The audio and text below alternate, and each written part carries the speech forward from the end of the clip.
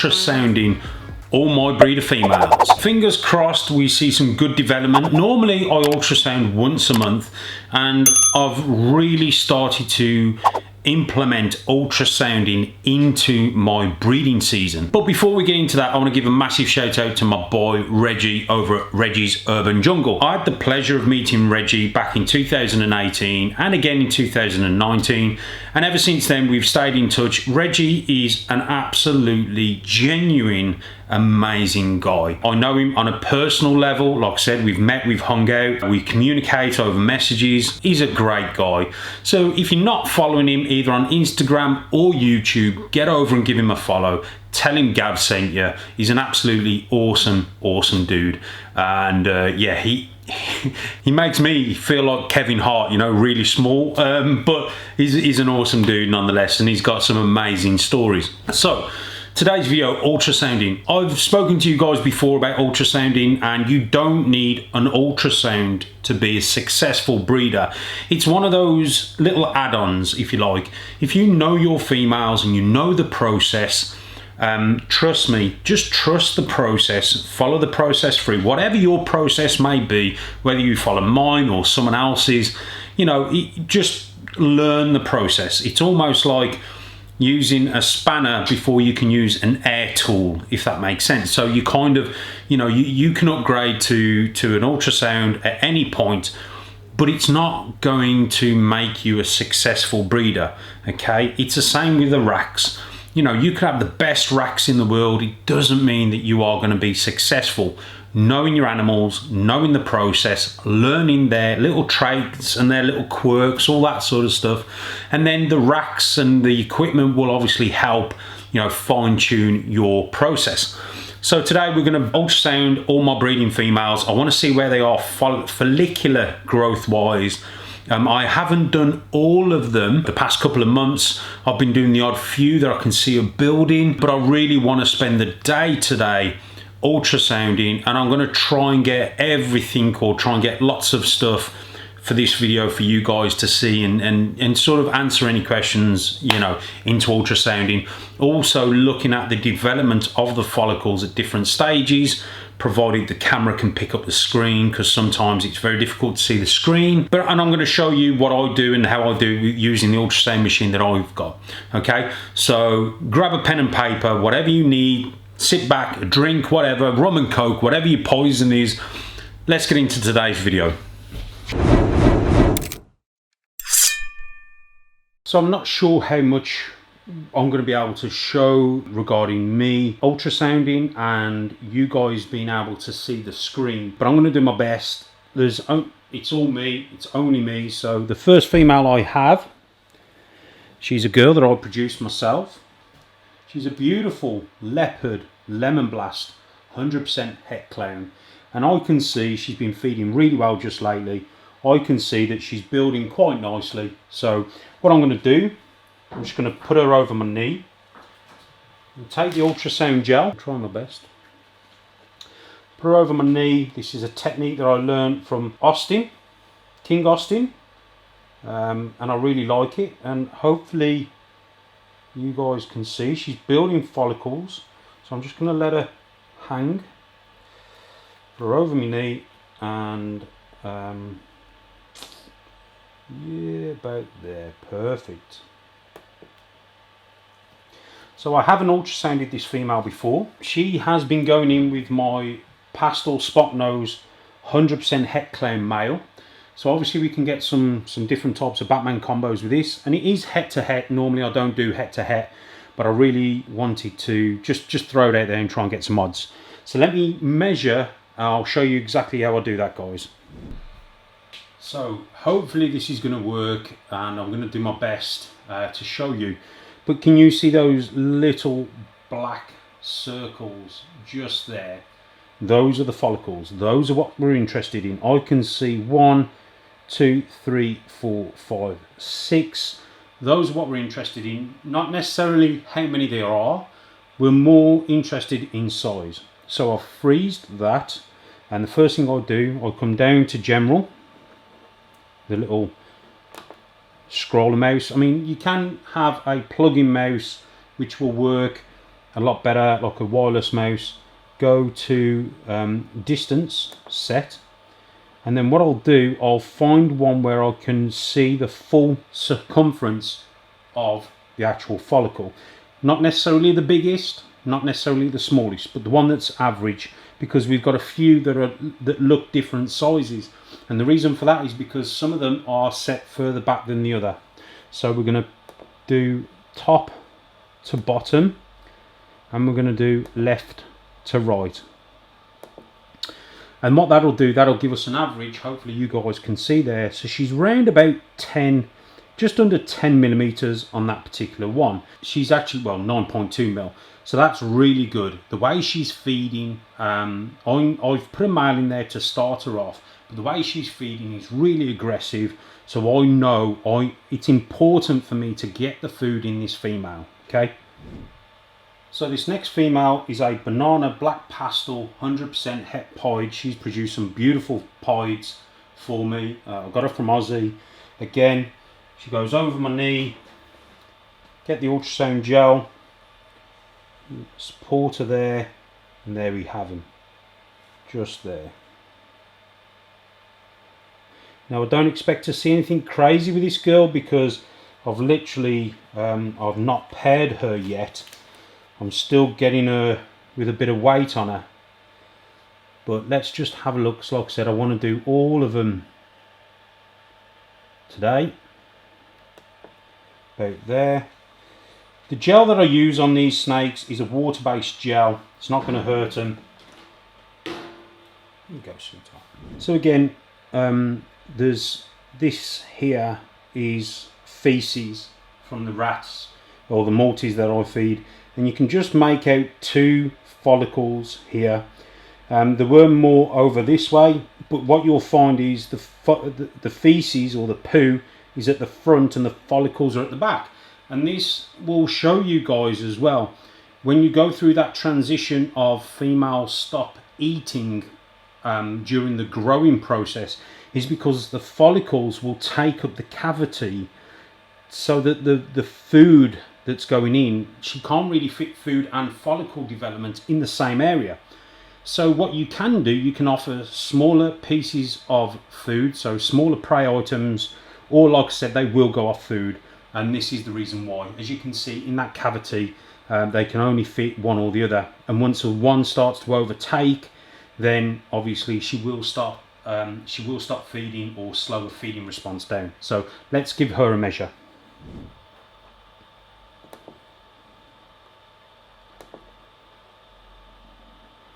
Again, top to bottom,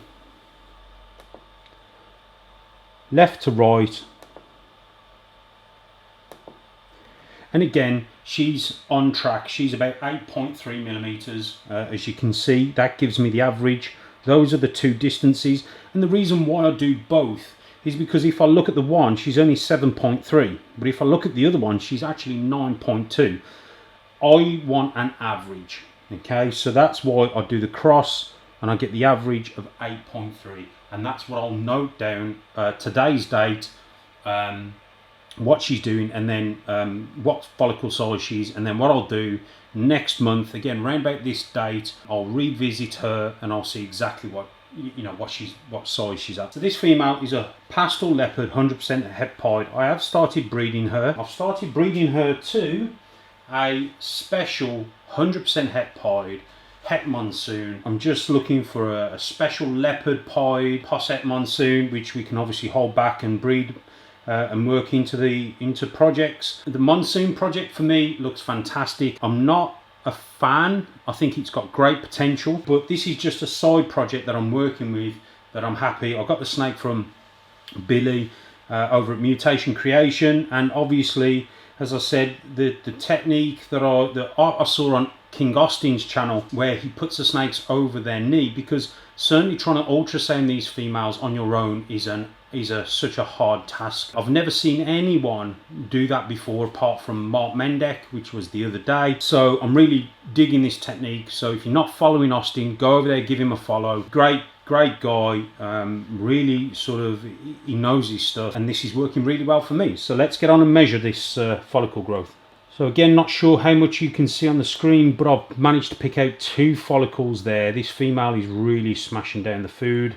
Again, the one's a bit closer than the other to the screen, so we'll just try and get a true measurement. So she's about 13.5 on that one. You can actually do multiple follicles at the same time, which is something I really like. So we can take a big one and a small one. We can do 2 measurements, okay? And between the 2, we can get an average, okay? So if you're unsure, like I said, hopefully you guys can see that. We've got an average of 12.3. Again, still within that 10 to 20 millimeter follicle range, where you really want to give those females their food.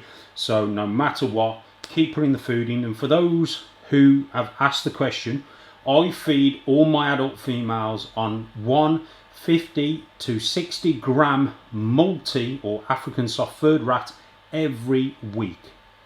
The only time I defer from that is when it's breeding season, and I try to do once every 5 days. Okay, so a lot of people will start to give them big rats. Don't give them big rats, guys. Lower the size of the rat that you're feeding them so they can take more nutrients, especially with normal rats, because normal rats are a lot lower in protein, fats and essential calcium that they need for building the follicles. So African soft furred rats are definitely the way forward for this species. I know you can't always see the snake, guys, that I'm ultrasounding. I'm just trying to get as much information for you and try and show you what I'm looking for. This female is a Pastel Spotnose 100% het clown, homegrown at the HQ. As you can see, hopefully you guys can see, we've got some great follicle development there. She's proven there, perfect. Again, we've got some at the front, some at the back. So that female was really wriggly, very moving a lot, which again, it's really difficult to film and try and do everything, especially ultrasound on yourself, but I'm working, you know, I'm working with the process. So as you can see, we've got some follicles here, okay, and I'm just going to take down some measurements, as I said. So we've got some right at the front there.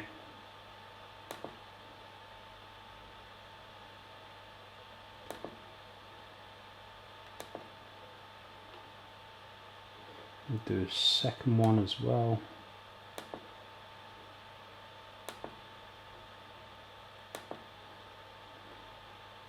Okay, so that female's around about 8.5, and again, she's sort of on target. She's going to be one of those that go later on in the year, but she's on target. Again, get that food in her and get them growing those follicles. So I'm not going to show you every snake, but that was a Pastel lesser hypo female, and as you can see, hopefully, as you can see, we've got one big follicle there at the front, and then there's a couple more at the back. There's another big one here, but I'll measure that one. I'm not going to show you every female because, trust me, it'll get tedious, but I'll show you some females at different stages of their follicle development, and hopefully it will help you guys understand your females a bit better in detail. So let's measure that one.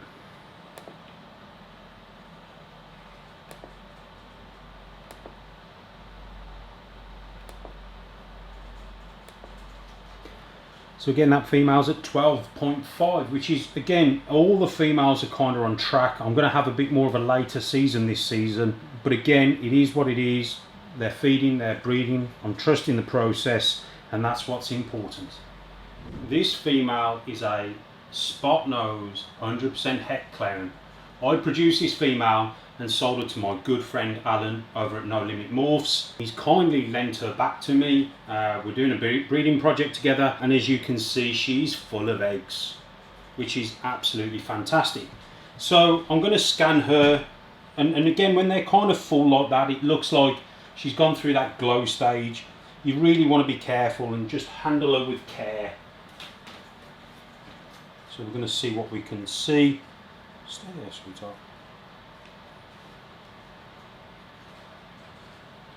Wow. Yeah. she's done. That just about fits on the screen. So she's probably going to ovulate. If she's not already ovulating, she's going to ovulate in the next few days or few weeks. I'll just take a measurement. It's going to be a bit difficult, but the egg is here. It's filling the screen. So let's give that a measure and we can see where she's at. I'm going to say there. No, it's a bit more further over. So we'll restart that.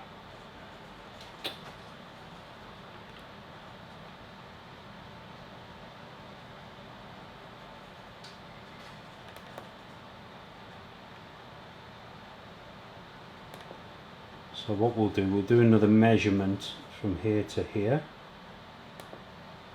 So she's roughly about 33 to 35 millimeters. Literally, as I said, any day now she's going to be going into the ovulation stage, which ovulation is around about 40 to 45 mil. The globe, she's going through that. She's actually coming out the other side of that now, and that's fantastic. That's what we want. She's been bred to a leopard clown, so obviously we're shooting for some more Batmans. I'd love to get a female Batman.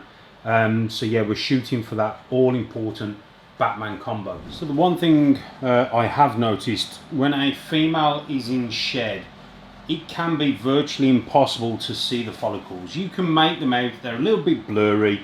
This female, I think they're around about 10 to 15 millimeters.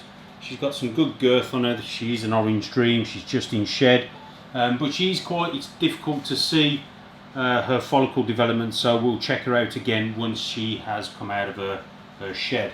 So in this female, we're going to look at, I've ultrasounded her, we're going to look at the size of the egg that's currently inside her, and also you can see it's changed colour. So in other words, the smaller the follicle, the darker it is. The bigger when the follicle starts to grow, it sort of grows in a lighter colour. Now you can see, hopefully you can see the outline here of the actual egg. This is my Black Phantom, original Black Phantom female. She was bred to Pastel Acid Ivory. So we're looking for some acid combos. Obviously everything's going to have yellow belly. This is, again, the bigger they get, the harder they are to see because they go a bit more translucent? Yeah, transparent, whatever. You know what I mean. So you kind of just get the outline here of the actual shell of the egg or the ovum. So let's just measure that.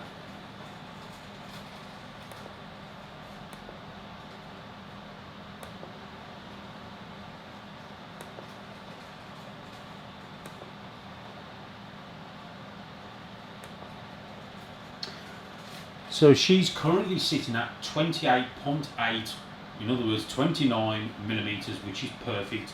So she probably needs one more lock and that's her done. That would be her third lock of the season. This is a new male, so I wanted to make sure I got him in at the right times, and this is again knowing your females, knowing when you need to start breeding them. Well, that female, she laid last year on the 7th of the 3rd.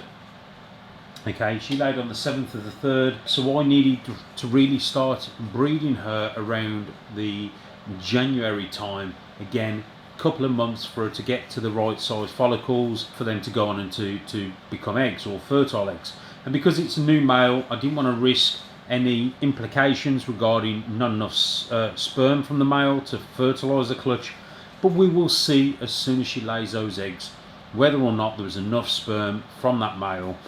And this will be one of those potential breedings, whether we learn once they hatch, obviously, whether or not I should have put a backup male, or whether, you know, one male or a young male basically is enough. And this is all, again, learning, and we'll know if she lays a clutch of eggs, if we've got slugs in there.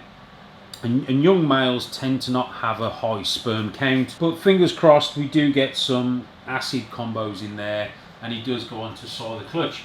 So yeah, that's that female, 29 millimeters. Awesome.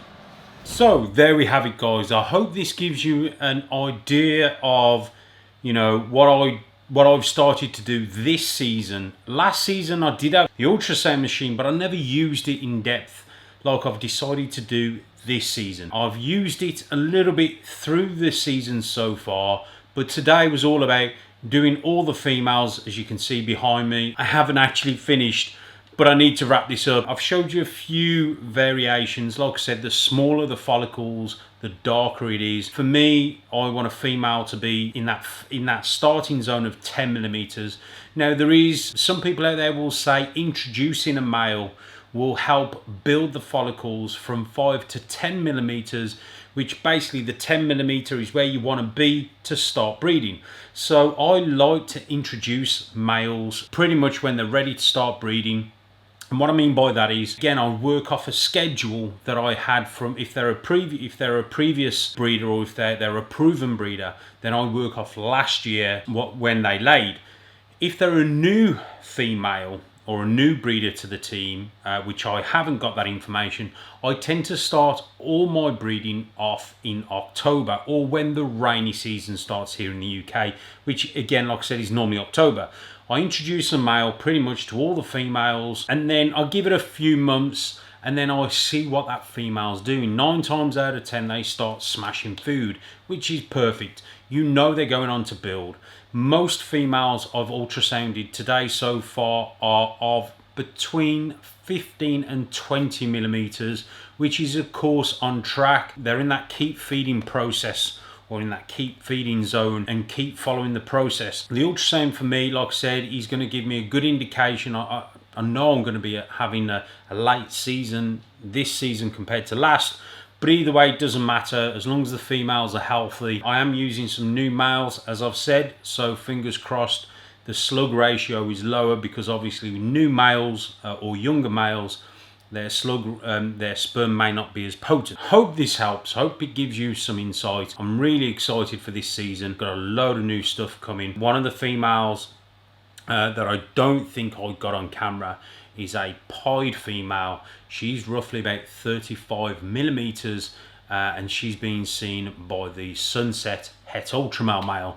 So fingers crossed we get ourselves some double Het pied Sunset Posset Ultramale babies to hold back. I really want to work those projects, and a lot of people throw codominant genes in, and that's fine. It's, you know, there's nothing wrong with that, but I want to see the base Sunset pied combo to see exactly where we can go from there. So with that being said, I hope you've all enjoyed this video. Again, I hope you've all learned something. If you wouldn't mind hitting that subscribe button, smashing that like button, and again guys, leave me a comment in the comment box below. I really do enjoy reading your comments. And again, make sure that notification bell is dinged on, because I have switched the incubator on. I have got a female due to lay, and I can't wait to show you guys the results of that pairing. So without further ado, thanks for tuning in, guys. Take care. Hope you're all well. I love and respect you all. Take care, and I'll see you guys in the next one.